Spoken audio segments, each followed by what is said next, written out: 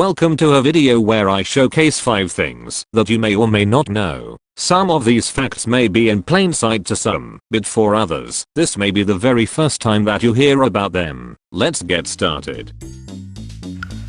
Starting off in BFN, did you know Citron's sprinting speed is actually slightly faster than every other character in the game that can sprint? Normally, the sprint speed is 50% faster than walking speed across all playable characters in the game. Yet for some reason, Citron's sprint speed is roughly 73% faster than walking speed as opposed to 50% faster like everyone else. This slight increase in sprint speed does give Citron a natural advantage over everyone else in the game, since if an enemy chooses to sprint away, he can albeit slowly close the distance without even having to use any of his abilities, and in the opposite scenario, will be able to escape easier without using any of his abilities by a small margin.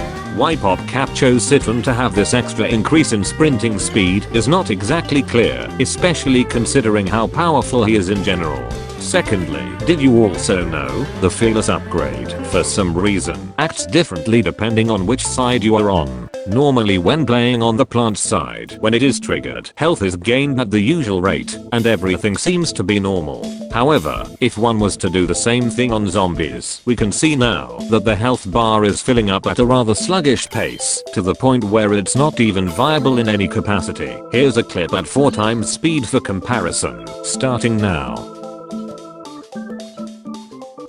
Yet again, another point in the book for PopCap's inconsistent coding skills.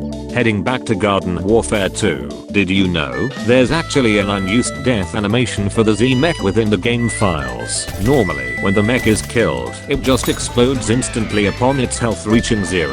However, according to a discovery by Breakfast Brains 2, this unused animation was found, where the mech seems to go limp, then fall backwards and slumping over. Keen-eyed viewers however would recognize this animation as the same one used in the class overview video posted by PopCap back in 2015. Here's a side-by-side comparison.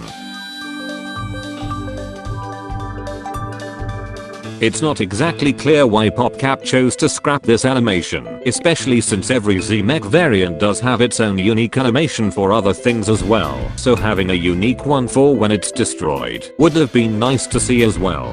Next, did you also know there is a way to have AI-controlled hover goats and barbecue tree men within your solo ops games? Normally, you cannot summon either of them through the spawners you get in a solo ops game, but there is a way to bypass this. What you'll want to do is first select the characters like usual, then, before spawning in the base, swap to the character you want to transform and respawn, then simply change them to said character and then swap back. Now an AI will be controlling that character. Just as a heads up, the AI for the hover goats can at times be a little wonky, especially if multiple of them group up together. Lastly, heading all the way back to Garden Warfare 1, did you know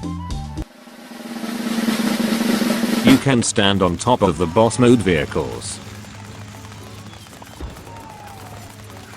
I will not be explaining anything. I will not take any questions. Goodbye.